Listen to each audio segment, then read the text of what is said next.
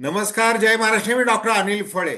एकनाथ शिंदे यांनी आता महाशक्तीची प्रतिमा बदललेली आहे. अमित शहा यांच्या ऐवजी पंतप्रधान नरेंद्र मोदी यांच्या सल्ल्याने ते आता राज्यामध्ये राजकारण करायला लागलेले आहेत.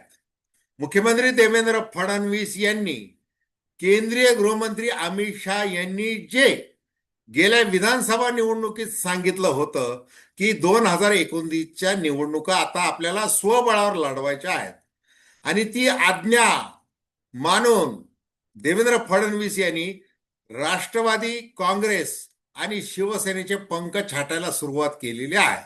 आणि मग एकनाथ शिंदे यांना आपलं जे स्वबळ आहे आणि जे महायुतीमध्ये राहून आपल्याला कसं दाखवता येणार आहे आणि मुख्यमंत्री पदाचा दावा जो आहे तो कायम ठेवून आपल्याला कशा प्रकारे प्रगती साध्य करायची यासाठी एकनाथ शिंदे डाव खेळत आहे आणि त्याविषयी आपण थेट विश्लेषण करणार आहोत. दर्शकांना विनंती की चॅनल सबस्क्राईब करावं, सबस्क्राईबचं बटन दाबावं आणि आपल्या प्रतिक्रिया बिनधास्तपणे नोंदवाव्या.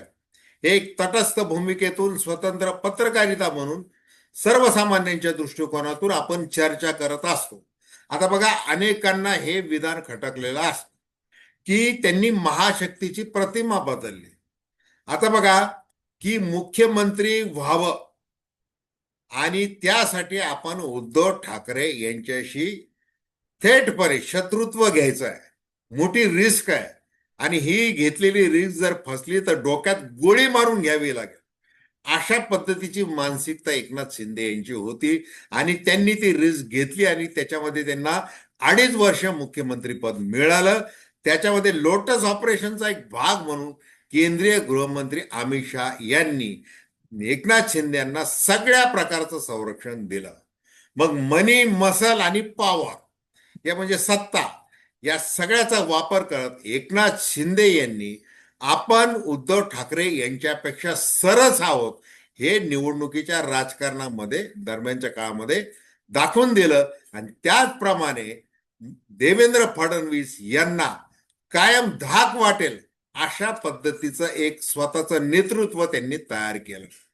काल साताऱ्याच्या सभेमध्ये बोलत असताना की बरेच जण असं म्हणत होते की एकनाथ शिंदे कल्याणपुरते मर्यादित आहेत, परंतु राज्यभर आपण काय केलेलं आहे 2.5 वर्षाच्या काळामध्ये, आपण किती विक्रमी अशा स्वाक्षऱ्या केलेल्या आहेत मुख्यमंत्री म्हणून त्यांनी 567 असा आकडाच सांगून टाकला. मुख्यमंत्री लाडकी बहीण योजनेपासून कशा प्रकारे योजना राबवल्या, आरोग्य निधी किती पट वाटला, काय याचा सगळा ताळेबंद काल त्यांनी साताऱ्याच्या सभेमध्ये सांगितला. आणि माझ्या त्या कामामुळं, त्या कामगिरीमुळं तुम्ही सत्तेमध्ये आला आहात हे त्यांनी बिटवीन द लाईन स्पष्ट करून टाकलं देवेंद्र फडणवीस यांच्या. आता बघा, ऑपरेशन टायगरला परवानगी मिळाली नाही, ऑपरेशन तुतारीला परवानगी मिळाली नाही, अशा बातम्या आल्या. आणि मग देवेंद्र फडणवीस यांनीच त्याच्यामध्ये खो घातला का वगैरे याची ती चर्चा आहे. म्हणजे जेव्हा एकनाथ शिंदे हटून बसले होते मुख्यमंत्री पदासाठी अनेक दिवस, ते अगदी दरेगाव, ठाण्याचा बंगला इथंच ते थांबले. त्या काळामध्ये जे काही देवेंद्र फडणवीस यांच्या लक्षात आलं की आपल्याला एकनाथ शिंदे यांच्या रूपाने एक नवीन डोकेदुखी कायम आपल्याला सहन करावी लागणार आहे.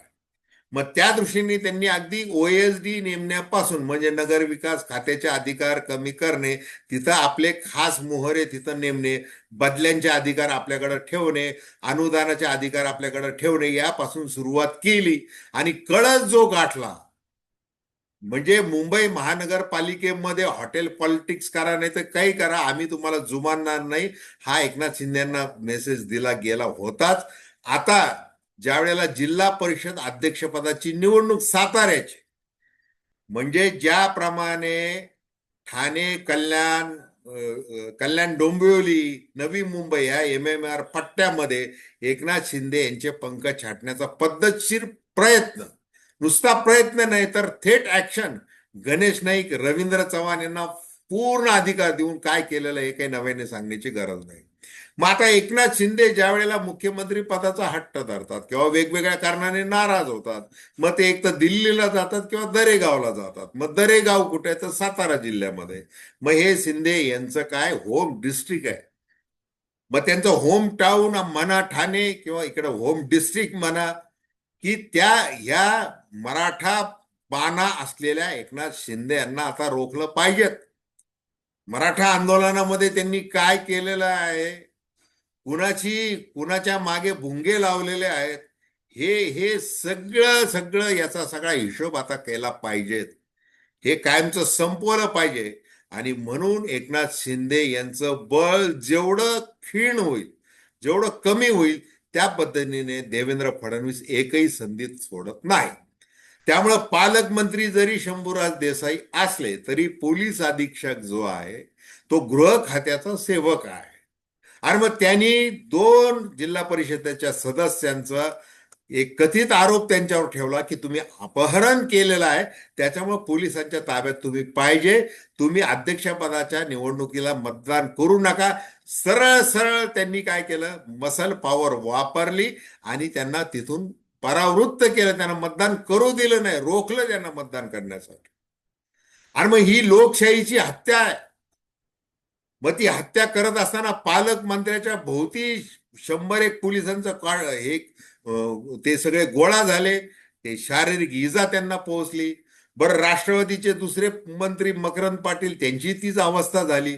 मग या निवडणूक पूर्व जी युती होती, म्हणजे भाजपला कोणत्याही परिस्थितीमध्ये इथं सत्तेवर येऊ द्यायचं नाही, यासाठी कुणी ठरवलं होतं?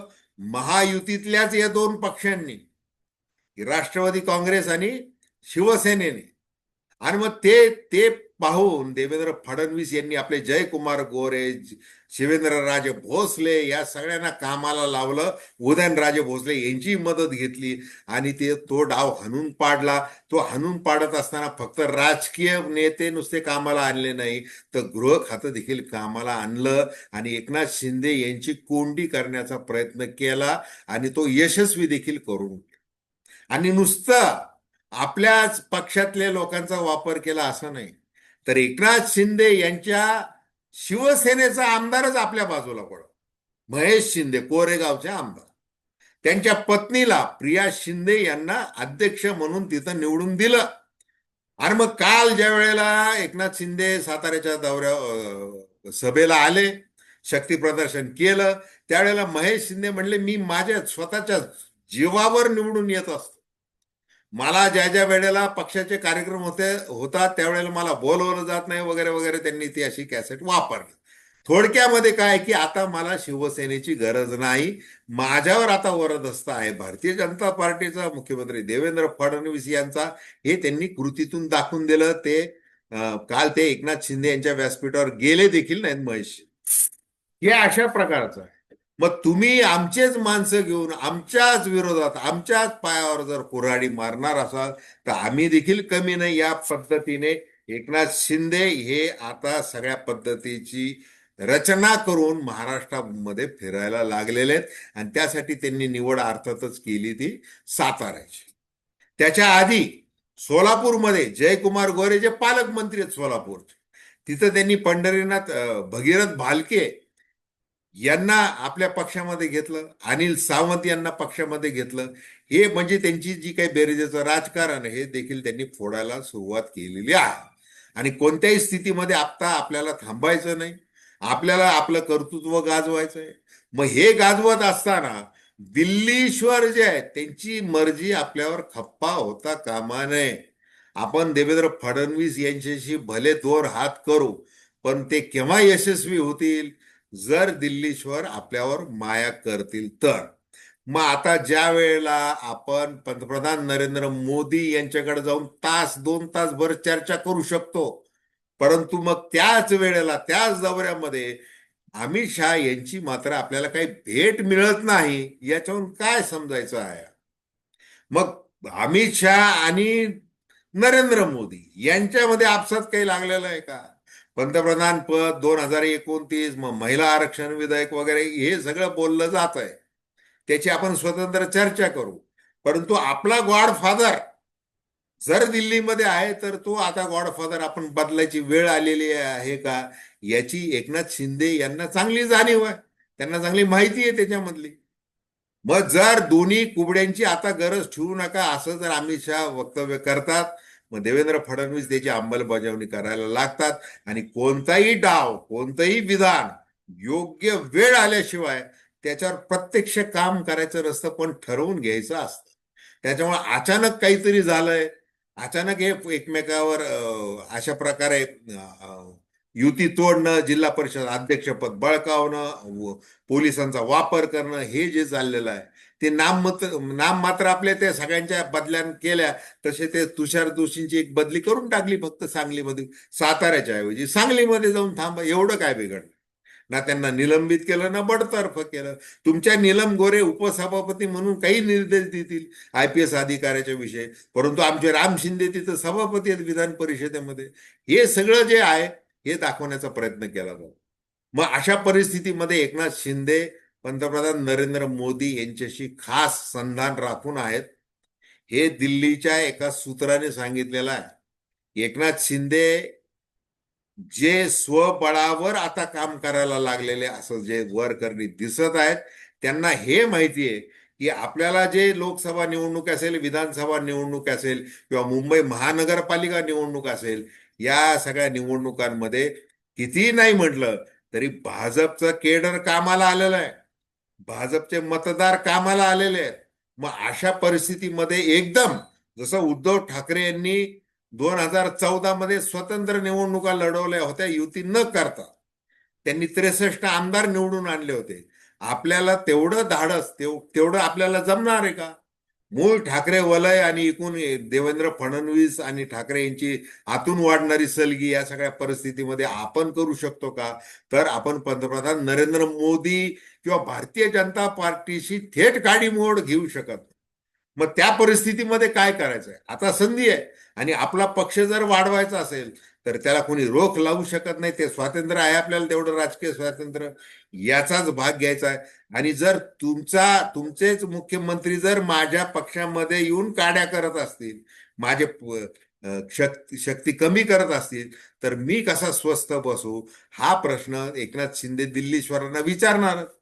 तर एकूण जे आहे, एकनाथ शिंदे यांनी अतिशय सावधगिरीने आणि त्यांनी दिल्लीमध्ये जे राजकारण चालू आहे त्याचा नीट अंदाज घेत महाराष्ट्रामध्ये शिवसेना मजबूत करण्याचं काम सुरू केलेलं आहे, इतकंच.